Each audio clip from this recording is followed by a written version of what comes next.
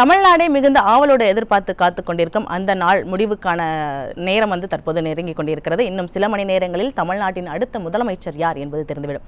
தற்போது தபால் வாக்குகள் எண்ணி முடிக்கப்பட்டு இவிஎம் இயந்திரத்தில் பதிவான வாக்குகள் எண்ணும் பணி நடைபெற்றுக் கொண்டிருக்கிறது. தபாலில் வாக்குகள் எப்படி பதிவாகி இருக்கும், எந்தெந்த அடிப்படையில் வாக்களித்திருப்பார்கள் என்பது குறித்து விவாதிப்பதற்காக நம்மோடு 3 விருந்தினர்கள் இணைந்திருக்கிறார்கள். பேசலாம்.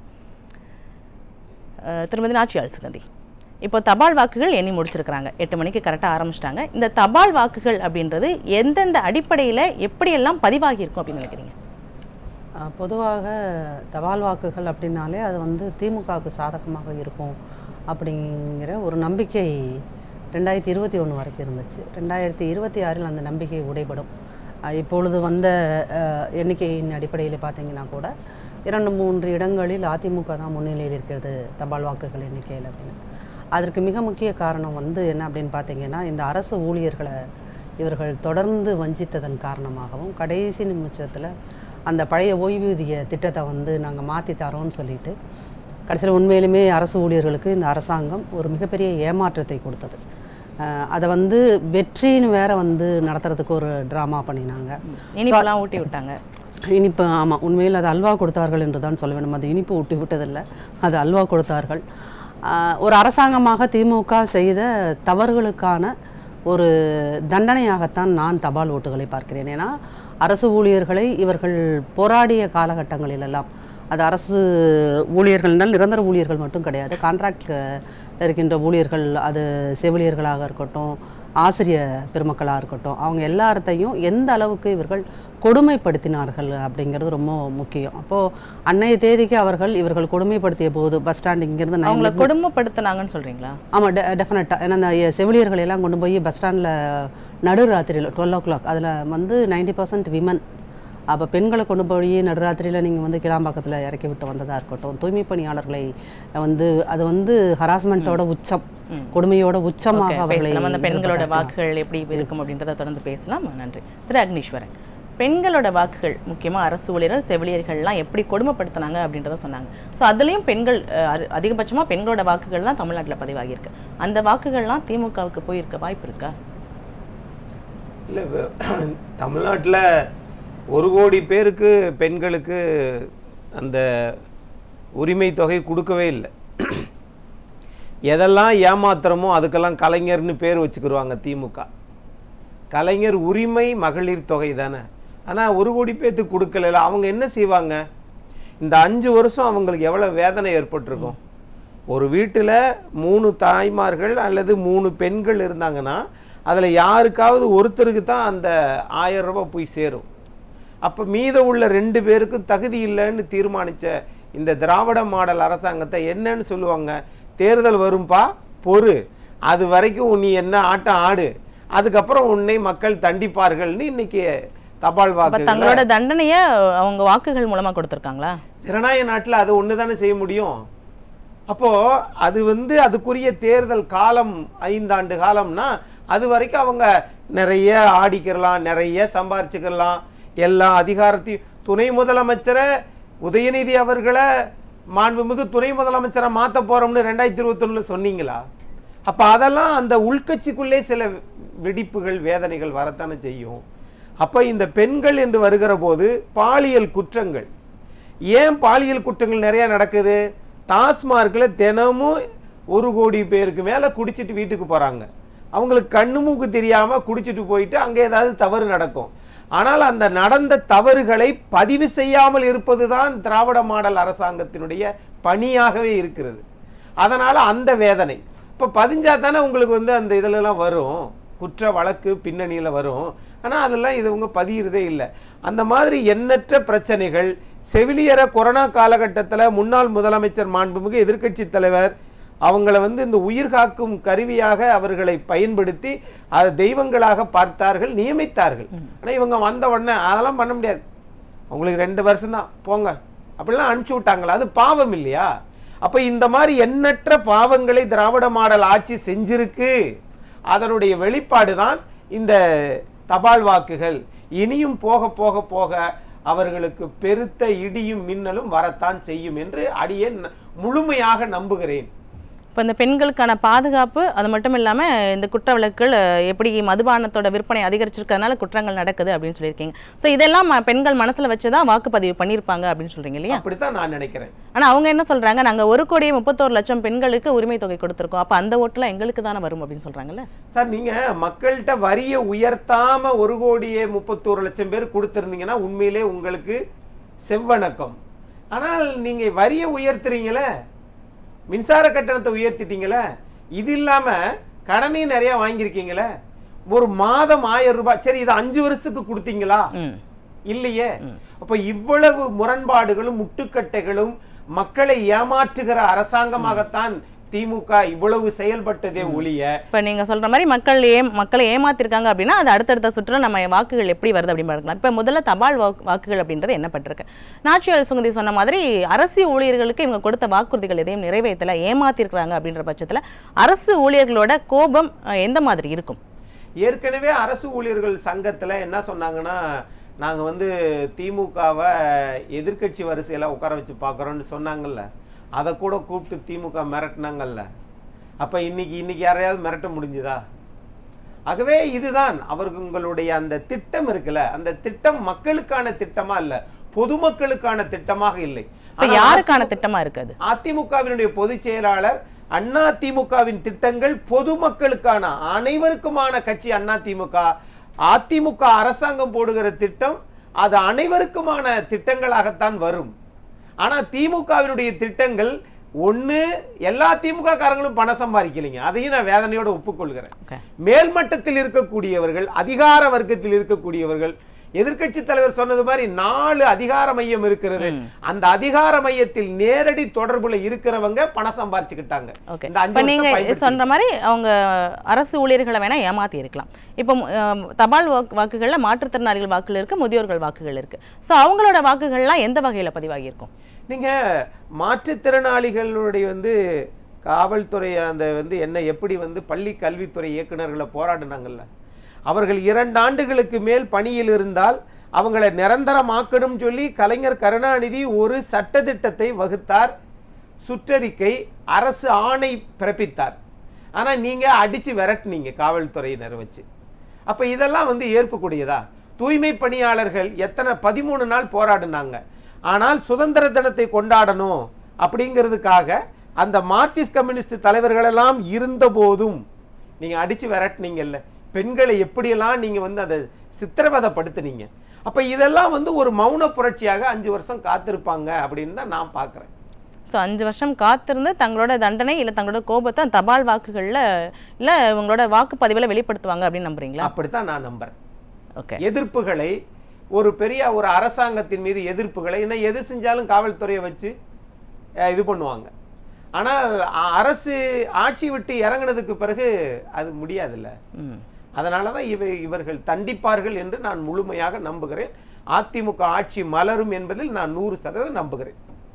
இல்லை, எப்பவும் இப்போ வரைக்கும் தபால் வாக்குகள் அப்படின்னு பார்த்தோம் அப்படின்னா திமுக முன்னிலை இருக்கிறதா விவரங்கள் சொல்லுது.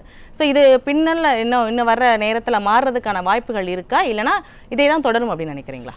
இல்லை, இன்னும் எல்லா இதுலேயும் எண்ணுவாங்கல்ல. இதை காட்டிலும் இந்த வாக்குகளை காட்டிலும் மின்னணு இயந்திரத்தில் இருக்கக்கூடிய வாக்குகள் இன்னும் அதிகமாகும்.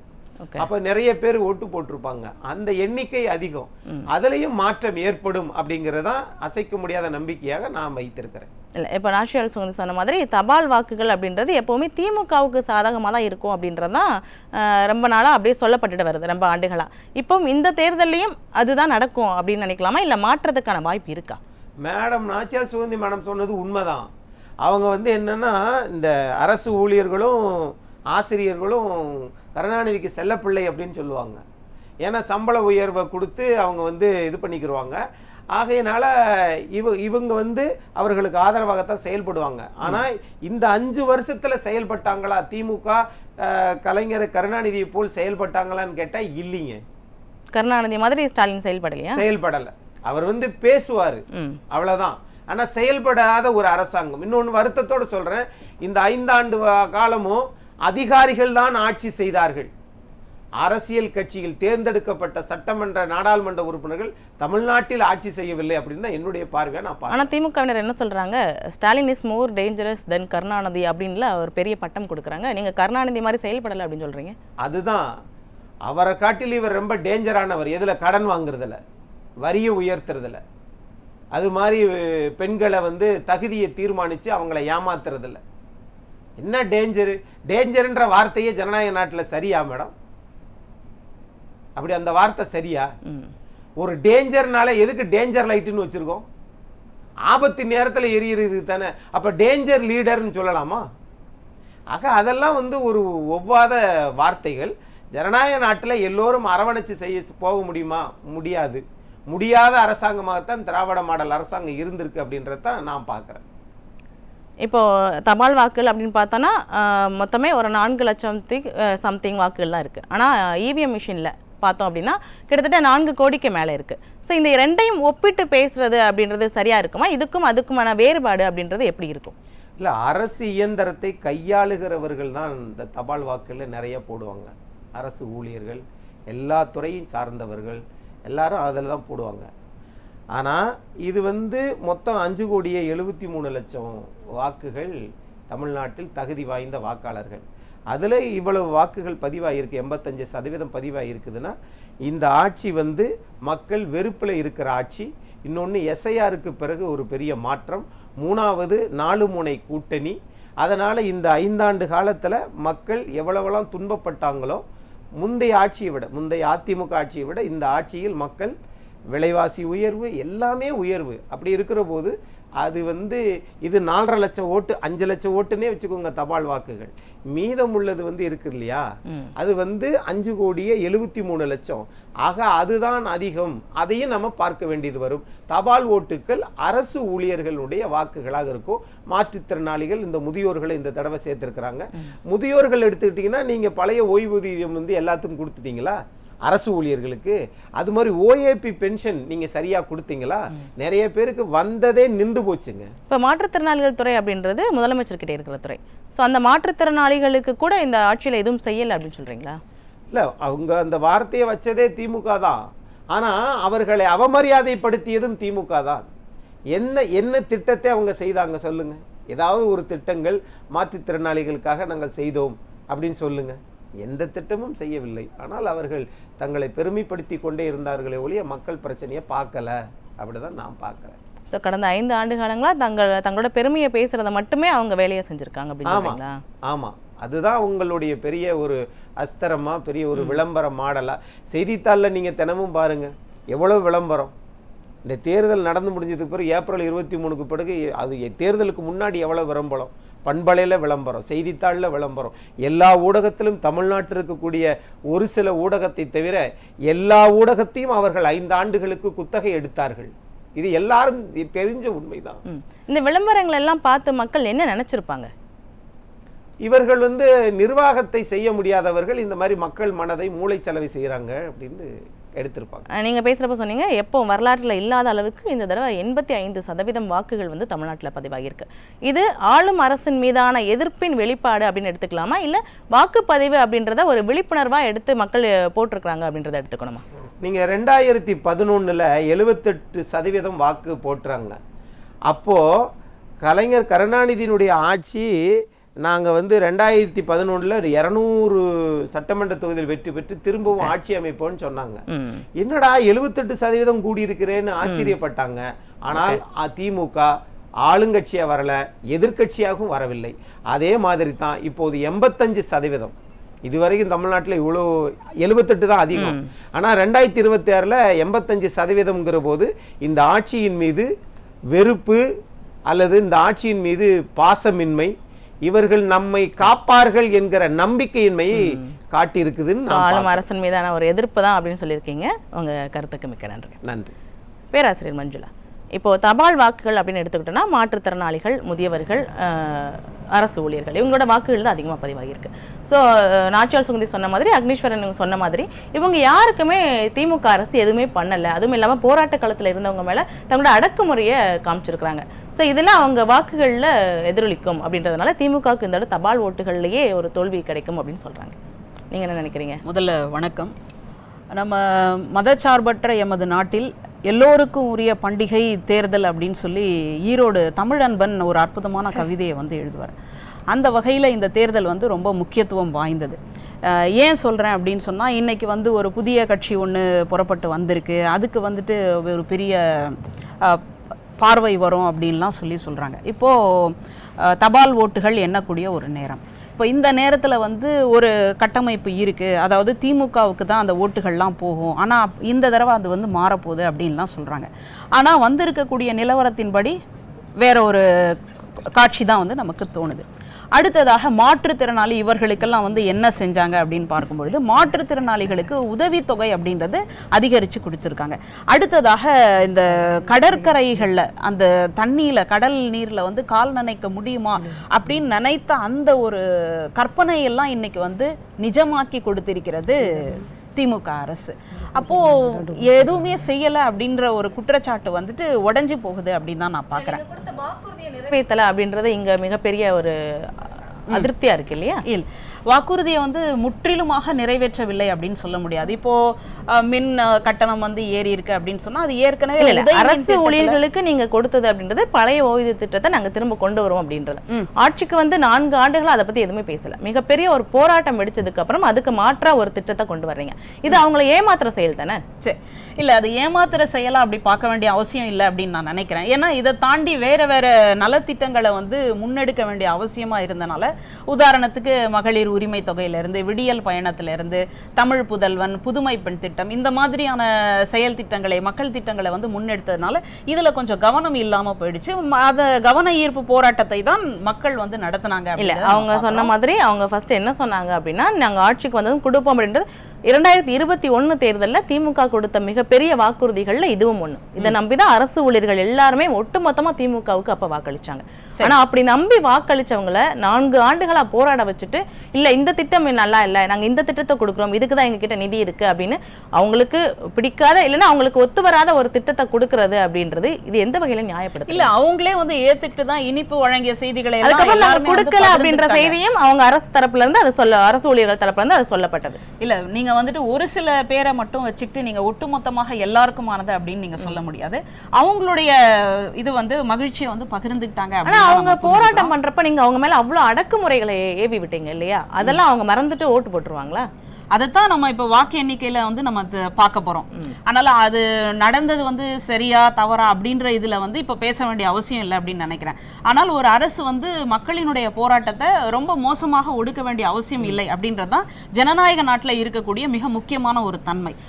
உண்மையிலேயே அந்த மாதிரி ஒரு பெரிய அடக்குமுறையாக இருந்தால் அரசு வந்து அதை சரி செய்ய வேண்டும், அதாவது கட்சி வந்து அதை சரி செய்ய வேண்டும் அப்படின்றதுல நமக்கு மாற்று கருத்து இல்லை. ஆனா இன்னைக்கு வந்து என்னவா இருக்கு, இன்னைக்கு வந்து மக்கள், அரசு ஊழியர்கள் அல்லது வந்து பொதுமக்கள் என்னவா பார்க்குறாங்க? இப்போ தபால் ஓட்டுகளை பொறுத்த வரைக்கும் வெறும் அரசு ஊழியர்கள் மட்டும் போடலை, வயதானவர்களும் மாற்றுத்திறனாளிகளும் போட்டிருக்காங்க அப்படின்னு சொல்லி பார்க்குறோம். அப்போ அந்த சூழல்ல ஒட்டுமொத்தமாக அதிருப்தியாக இருந்தால் இந்நேரம் அது வந்து எதிரொலிச்சு பார்க்கலாம். வாக்கு எண்ணிக்கை மின்னணு இயந்திரத்தில் பதிவான வாக்குகள் எண்ணும் பணி தொடங்கி நடைபெற்று இருக்கு. அதிமுக இப்போ வரைக்கும் அதிமுக முன்னிலையில் இருக்கிறது அப்படின்ற அண்மை செய்தியை நம்ம பார்த்துட்டு இருக்கோம். இதை பற்றி நம்ம தொடர்ந்து பேசலாம். உங்க கருத்துக்கு நன்றி. வாக்கு எண்ணும் பணி அப்படின்றது விறுவிறுப்பாக நடந்துட்டு இருக்கு. இது குறித்த புள்ளி விவரங்களை நேரலையில் அடுத்து நம்ம எங்களோட செய்தி ஆசிரியர், இணை ஆசிரியர் மனோஜ்குமார் வழங்க இருக்கிறாங்க. தொடர்ந்து பார்க்கலாம்.